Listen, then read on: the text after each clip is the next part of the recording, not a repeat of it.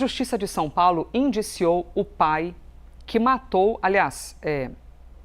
desculpe falar sobre esse assunto e ter de te contar sobre isso, mas é uma notícia que é difícil verbalizar. Um pai matou as duas filhas. Ele foi indiciado por duplo vicaricídio. O que é isso, vicaricídio? É quando você comete um crime para causar sofrimento à mulher. Então, ele matou as duas filhas, nesse caso a mãe das meninas. Ô Jairo, essa editoria, essa parte da sociedade que fala de mundo cão é uma coisa inacreditável, que a gente vai se surpreendendo. O homem, ele matou as duas filhas para poder ferir a mãe? Exatamente. Pelo menos é o que diz a investigação da Polícia Civil aqui de São Paulo. Que terror! Que já indiciou ele por esse termo vicaricídio, né? É um termo que, inclusive, é muito recente, tá? Em termos de legislação, porque, na prática, vicaricídio é crime como tal, um tipo específico, desde abril deste ano, né? O Breno de Souza Castro, de 24 anos, ele matou as duas filhas, a Isis e a Laís.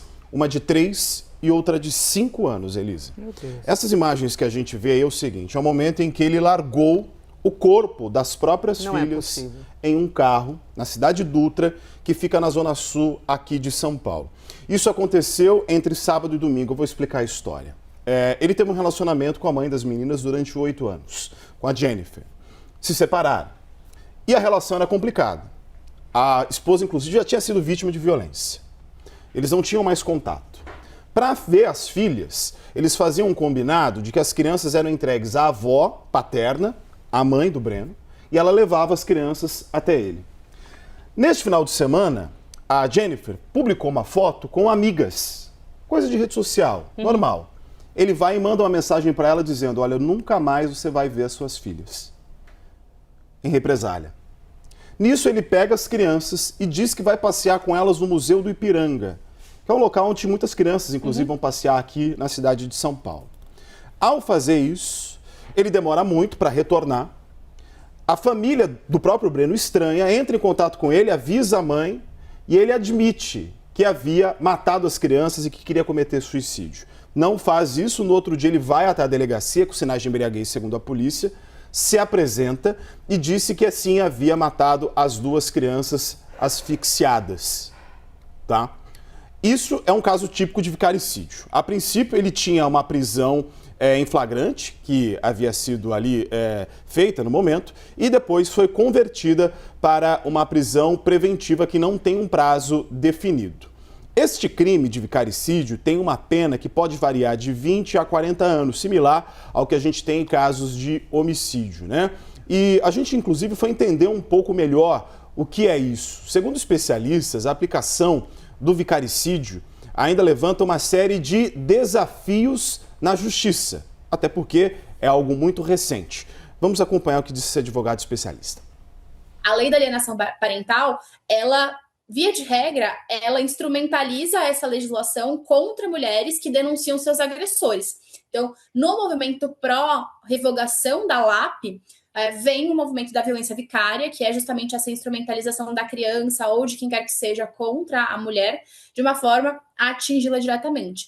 Então, estamos ainda nesse caminho para entender como que os tribunais vão uniformizar esse entendimento, mas eu considero que, dentro do cenário que a gente tem hoje no Brasil, vai ainda demorar algum tempo razoável para a gente ter boas decisões sobre a lei de violência vicária no Brasil.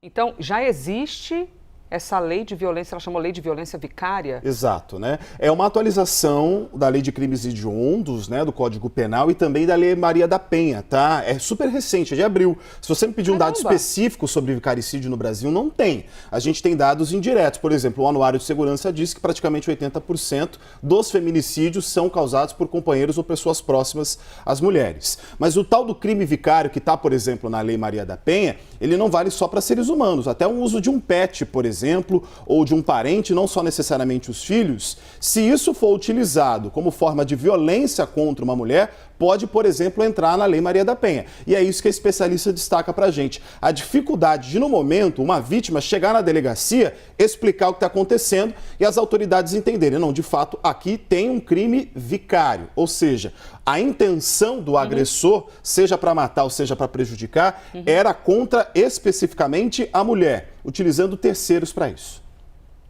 Fica aí também a dica para homens que não aceitam a separação e usam os filhos para ferir a esposa. Agora, então, a partir de abril, vocês vão ter de responder por isso também, hein? A justiça está aí para que vocês respondam por esse crime que vocês cometem.